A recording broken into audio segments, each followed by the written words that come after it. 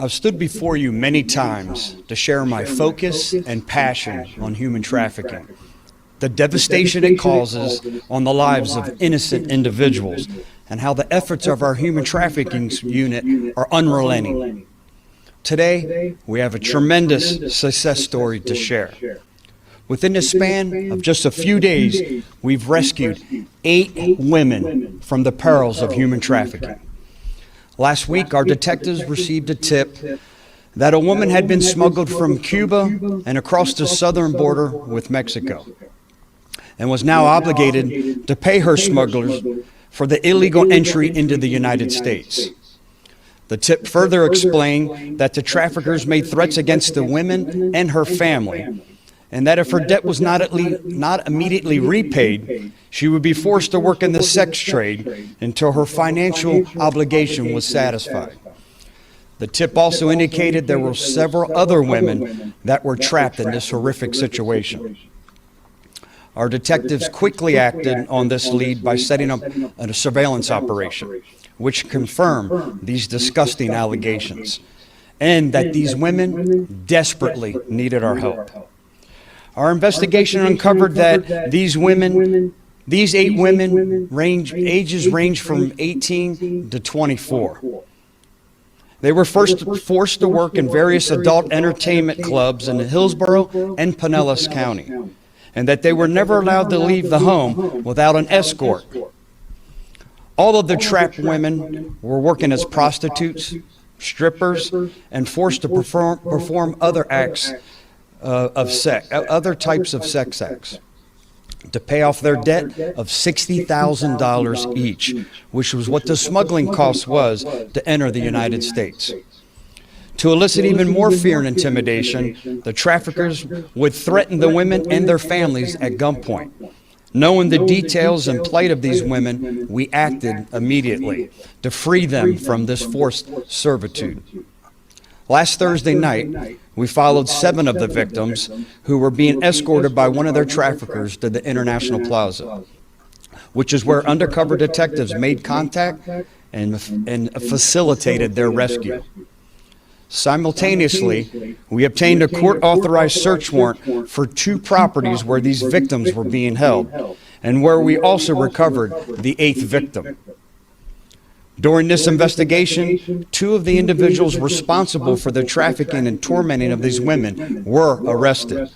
35-year-old Amet Ramon Maquiera de la Cal and 29-year-old Rosalia Leonard Garcia. This couple is behind bars as we speak, with each facing 47 charges that include human trafficking, human smuggling, false imprisonment, and RICO for their organized crime activities. The conditions these women were living in only reinforced that they had no way out. These victims were forced to stay 5 women to 1 room in bunk beds. The remaining 3 victims also had to share a room. They had no light in their bedrooms and all had to share a single bathroom, while the traffickers shared the master bedroom and never had to share a restroom with anyone. The women not only had to hand over all of their earnings to their captors, they also had to pay for food, rent, and even the gas their trafficker used to take them to their so-called dates.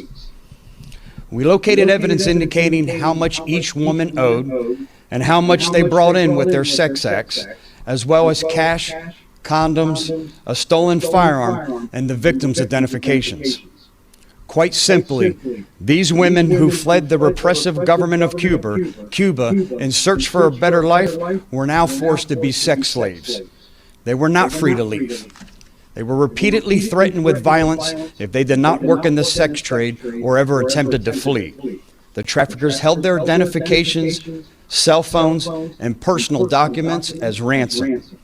The traffickers gave them a new cell phone, which they monitored, and even their families were terrorized to ensure absolute and total control.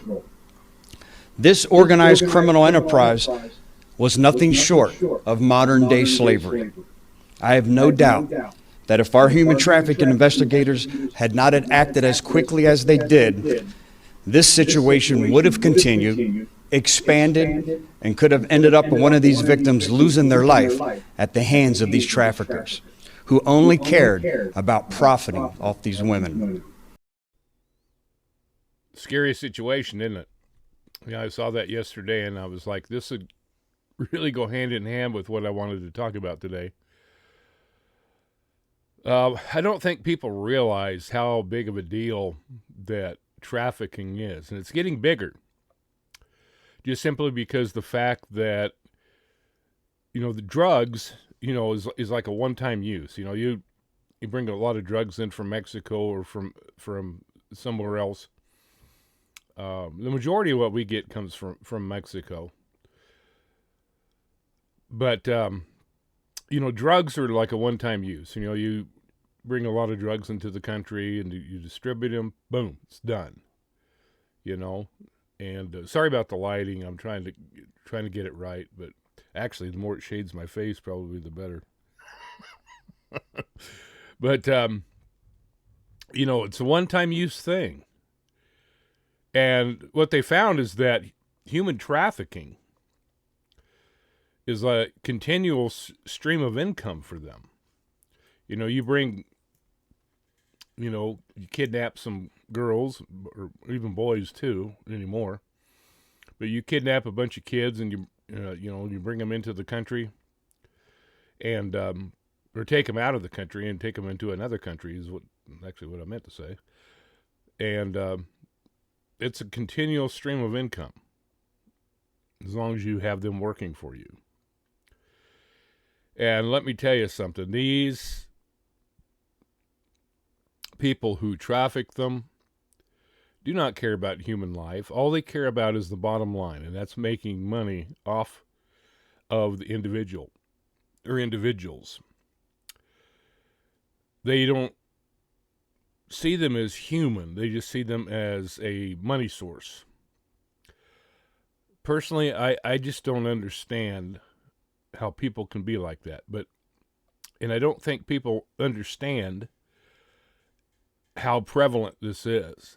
That there's no area. I mean, it used to be, Southern California, Texas, easy access to the Mexican border. Those were the areas that were affected. Anymore, it's anywhere. Someone was telling me, or I was reading about a sting operation that they had in Minneapolis, Minnesota. That's pretty far north. And they had a big sting operation and busted up a trafficking ring that was operating up there. So it does not matter where you live anymore. It goes on. And even if you live in a small town, because here's what happens. This is what I saw when I was living in Seattle. Is you had the gangs that were, located in, because I lived right on the border of Tacoma, where I lived there when I lived in the Seattle area. And you saw the gangs, in Tacoma and Lakewood, which is, technically South Tacoma. It is a separate city. You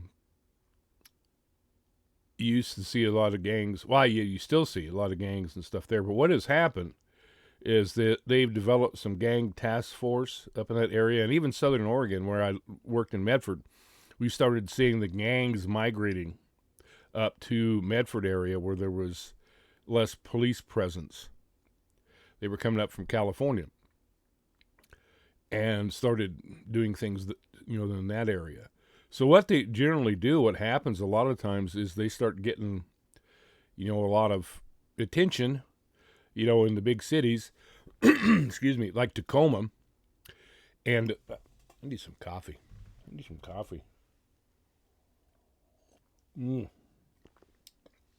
So what they start doing is they start spreading out into the suburbs. And you saw that in Tacoma a lot. They started, branching out from Tacoma and going into places like Puyallup, Spanaway, and areas like that where you're going to have a lot less. They're smaller towns, so they're going to have a lot less police presence.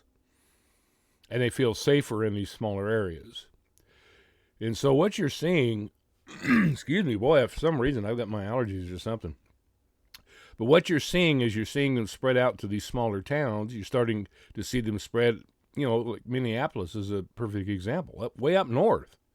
That's a long way from the Mexican border.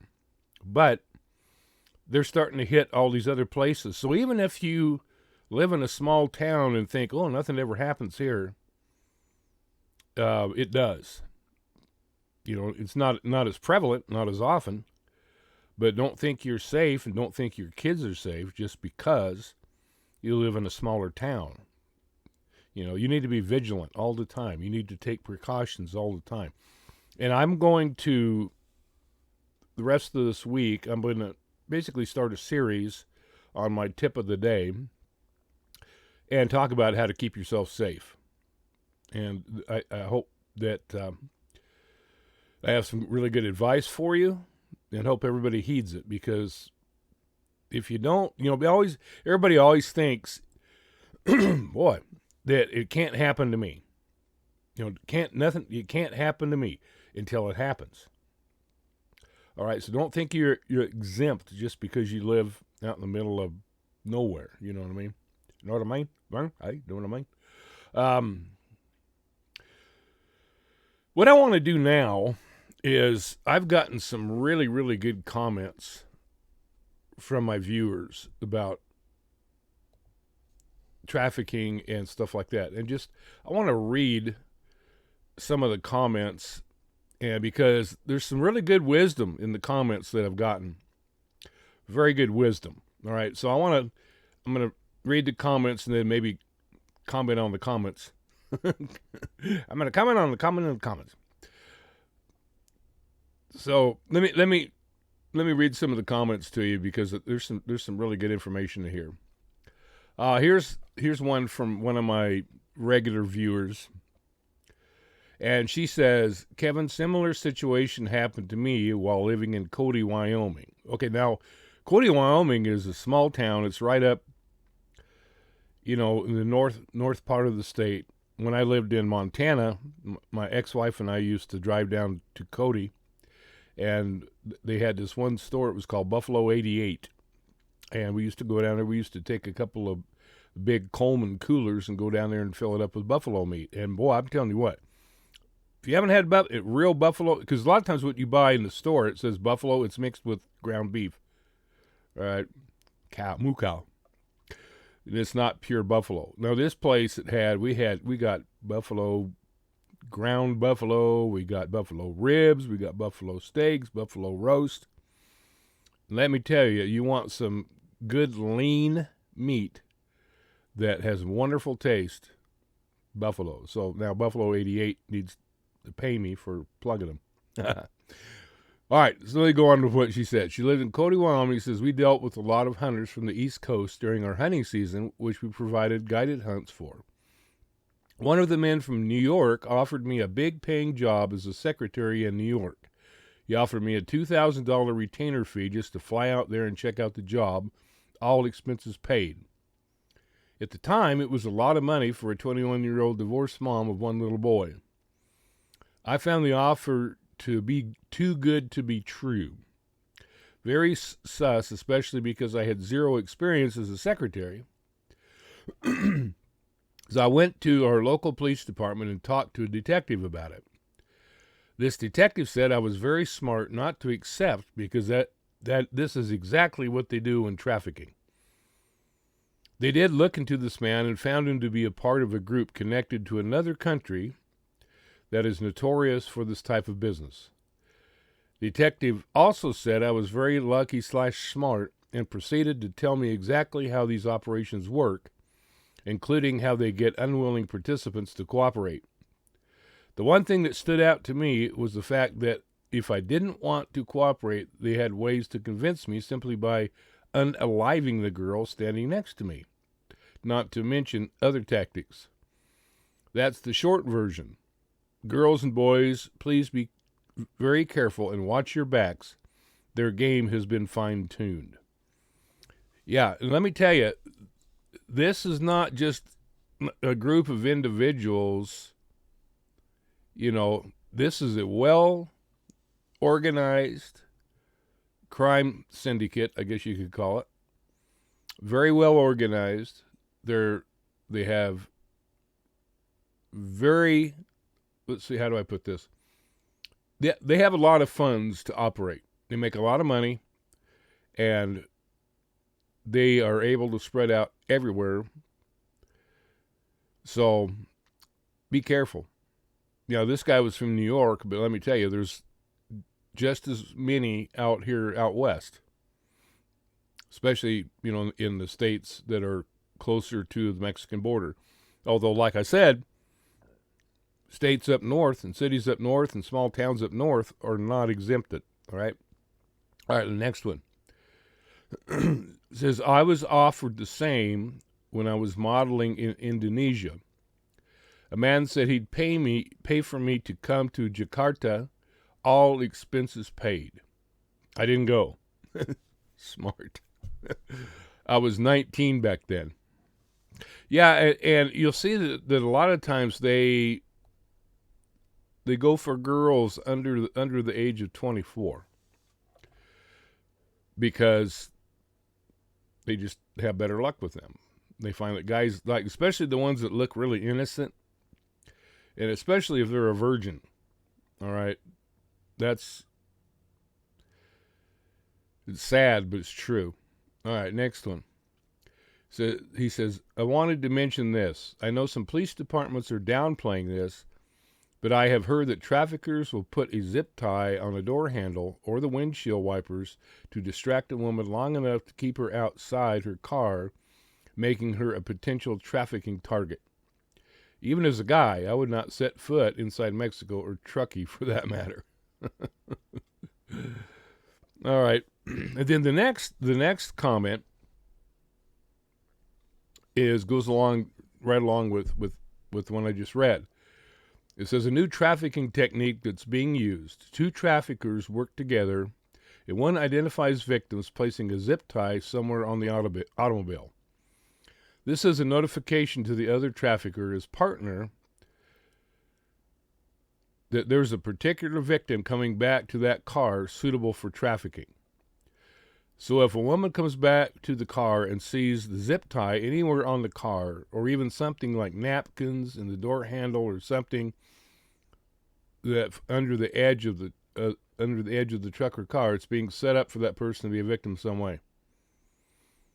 All right, now, I can tell you right now, if I was a person trafficking and trying to alert my partner, I wouldn't put it where the woman would see it. I'd put it like on the passenger, maybe on the windshield wiper to the, on the passenger side, or wrap it around the door handle on the passenger side, or the mirror on the passenger side.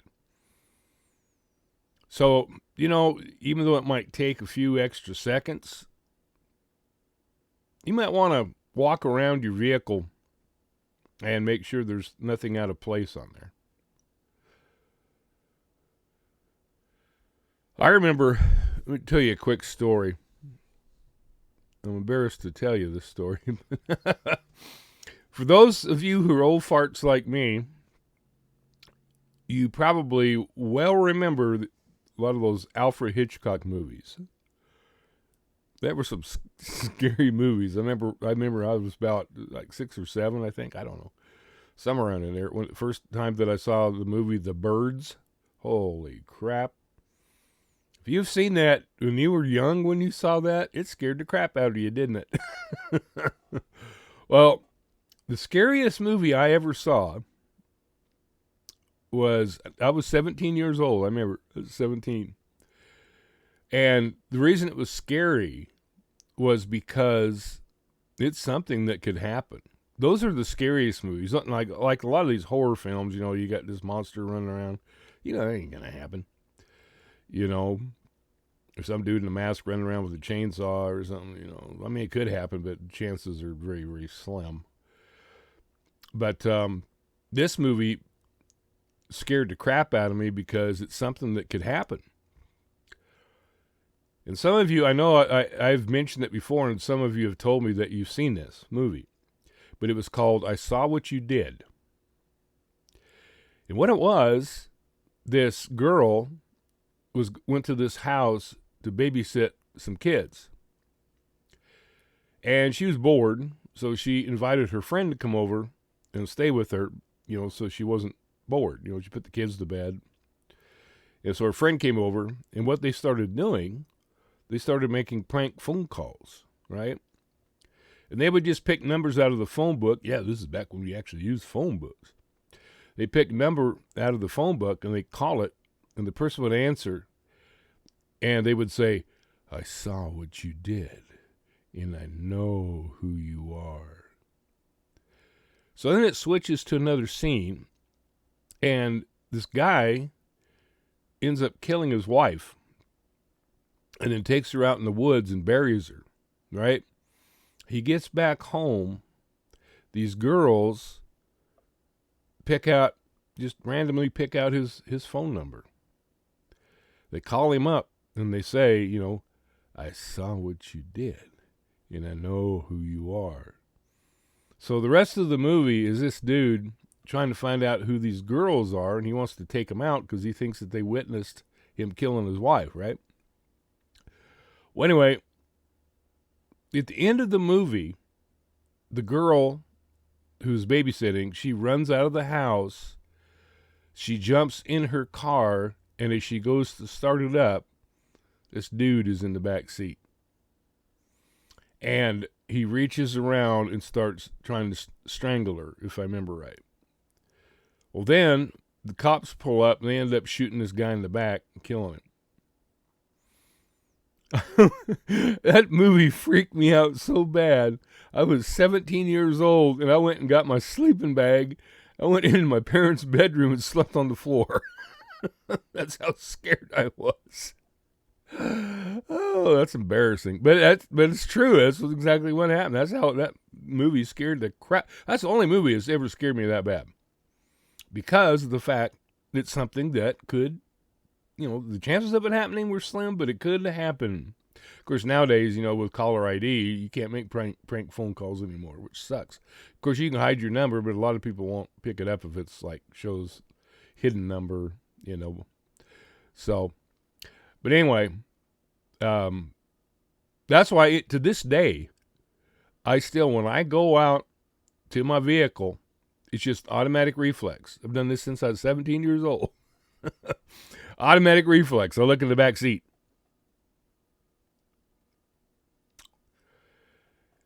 Yep. Oh, there's another story, too, that one time this gal went out, got in her car, started driving off, and this car started tailing her and following her. And she turned and she tried to lose the guy, and the guy kept following her no matter which way she turned. And she started to panic because this car was following her. And so the story goes on, she's driving around, this guy's still on her tail, and she's scared to death. And so she pulls into I think it was a gas station, if I remember right. I could be wrong on that. But she pulls into this well-lit gas station. She pulls up, and she starts to get out of the car. This car that was tailing her pulled up. And he tells her that he was following her because he saw a man get into her car and was in the back seat.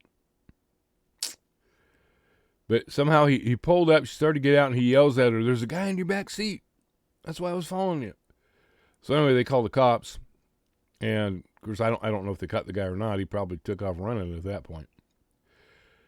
But just saying, that's why you always check your back seat. Make sure the boogeyman ain't there. All right. Next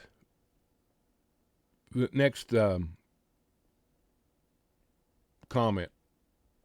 It says, just to expand on your tip, I recently read that the latest new trafficking technique involves wrapping a door handle or window wiper with aluminum foil.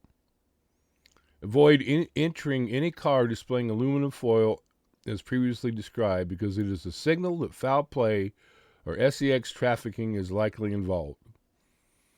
I didn't previously know about the use of zip ties used in trafficking as you shared. It just occurred to me that since the use of zip ties to bind victims is a well-known fact already and serves as a prominent danger signal, perhaps the traffickers switched to tinfoil, which is less nefarious in appearance if used to wrap around a car door handle. And yeah, that's something that you could wrap around, especially it would be very, very hard to spot at night. You know, but the person who is doing the kidnapping has already checked the cars and can see it's there. Because if you can spread it out to where it's, not wrinkled and, where it's just a plain shiny surface, especially at night, it would be really, really hard to detect that. So I can see where they would use that method. But the person who is doing the kidnapping would go along and be able to notice that a door handle. Of course, a lot of door handles now, they like just open like that. They're not something you can wrap around, like the old door handles used to be, so. But still, if any other part of the vehicle, like they could put it on the bumper. They could just, like on the back bumper, front bumper, back bumper, they could put it and just kind of, put it like that, just put it on there, smooth it out. And you might not notice it, Of course, if you have, like, my vehicle, it's got, like, I think, black bumpers or gold bumpers or whatever like that, you'd be able to notice it. But let's say they put it on the front passenger side of the bumper. How many people walk up to their vehicle on the passenger side? Nobody, unless you happen to walk by it on the way, where, like if you have it parked where you walk by it and then go around the front. But it's just something to think about. All right, next one says, at a resort in Cuba, a local staying at the resort, or so I thought, offered to take me for a drive to see the sights. I declined. He kept bugging me until I told him the security company at the resort was owned by my relative. That's a good one. His shocked look on his face was awesome, and I never saw him again. I know the guy offering a ride was up to no good. Oh, you can pretty much guarantee that, especially if that was his reaction to you saying that. Next one says, yeah, parents need to be more aware, and women especially need to be in higher alert and watching out for evil. There was a big sex trafficking busted in Minnesota not long ago, which I was kind of talking about earlier. It had ties on the coast. People need to understand it happens everywhere and getting to be more often than not. All right. This one, it says, in Australia, one day I was on the train and an Asian lady was taking photos of young schoolgirls. I told her to stop. I should have reported her. Disgusting. She could have been working for the traffickers. Oh, let me guarantee you. I'll guarantee you she was. Because that's another one of their methods. They'll be on like that public transportation or somewhere where there's, multiple girls, and they will take pictures of them. Then they will send the pictures, to the bosses. Which one do you want? That's a common. If you see anybody doing that, taking pictures, if they don't know the kids, and they're sitting there or standing there taking pictures of the kids, call them out. Because that's exactly what they're doing. I mean, who takes pictures of other people's kids that you don't know? It's either going to be a trafficker or it's going to be some pedophile. You see somebody doing that, call the police if you have to and say you suspect this guy or girl, what they're doing. Because the police know. The cops are well aware of the different methods that, itchy. The different methods that these people use. So, man, don't hesitate. If you see somebody doing something like that, call them out. Or, if you don't feel like calling them out, at least, call the police and say, hey, this is not cool. All right, here's another one. And this is a really good one as well. It says, young people, please don't fall for the guy at the mall that compliments you on how pretty you are. Have you modeled, etc.? Modeling isn't everything it's cracked up to be, usually a trap, even if it's legit. To this day, I never park next to vans, especially on the sliding door side. Experience talking here. Some good tips there. And let me just say about guys that come up, and tell your kids this. Have them listen to this video, if nothing else. If you ever get approached by an individual and they come up to you and they say, "Oh, you'd make a good model. Have you ever modeled?" They start, throwing compliments your way and stuff like that. Most of the time, they're not going to be legit because that's not how modeling agencies recruit. All right. They don't send people out to pick people up off the street. You generally have to apply through an agency. So, if someone ever approaches you and approaches your kid and says, you should be a model. I could get you into modeling. Now, sometimes it may be legit. All right, very rarely, but sometimes it may be legit. But what I would do is I would say, do you have a business card? All right, if they're out there trying to recruit like that, they're going to have a business card. If they don't have a business card, get away from that person as fast as you can. Ask them for a business card and say, okay, I will contact the agency. And then, because business cards are very, very easy to make. You can make business cards. You can go on Amazon and make business cards for anything. I've had business cards. I've gone on there and made business cards before on Amazon. You can put anything you want on there and make them as fancy as you want. All right? But ask them for the business card. Then, verify the agency. Whatever business they have on there, address, and if they don't have an address and phone number, forget it. Tear the card up and throw it away. But if they have a phone number and a business card or an address, verify the agency. Because if they are a true agency, they're going to have all kinds of information. They're going to have reviews. If it doesn't have any reviews, forget it.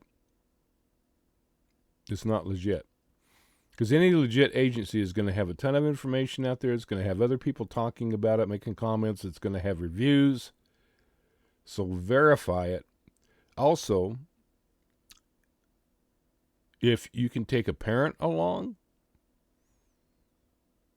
or another relative, aunt, uncle, whatever, or an another older woman, like a neighbor or somebody that you trust, have them go with you. Don't go by yourself. Because if they're out to traffic people, they don't want somebody else coming along and calling them out. They're hoping to find a gullible teenager that they can, fool. So, yeah, anytime anybody does that or they come up to you, if they don't have a business card, forget it. If they give you a business card and you check it out and they don't have any reviews, not a whole lot of information, don't go. Don't go. All right.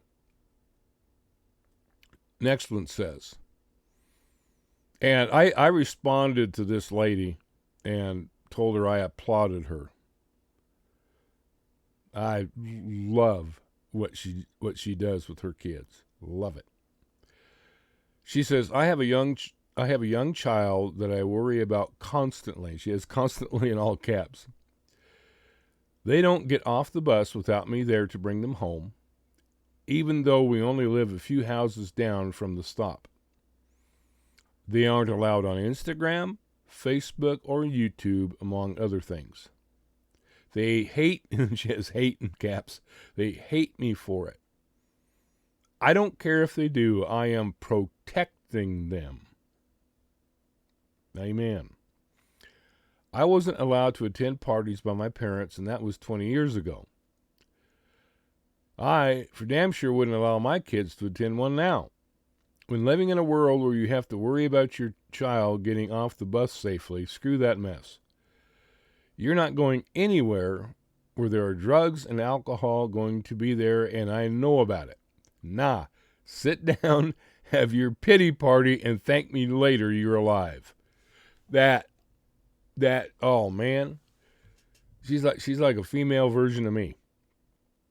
My parents wouldn't let me go to parties, and yeah, I was mad. I was upset. They didn't care. Because as a parent, you are not their friend. You are their parent.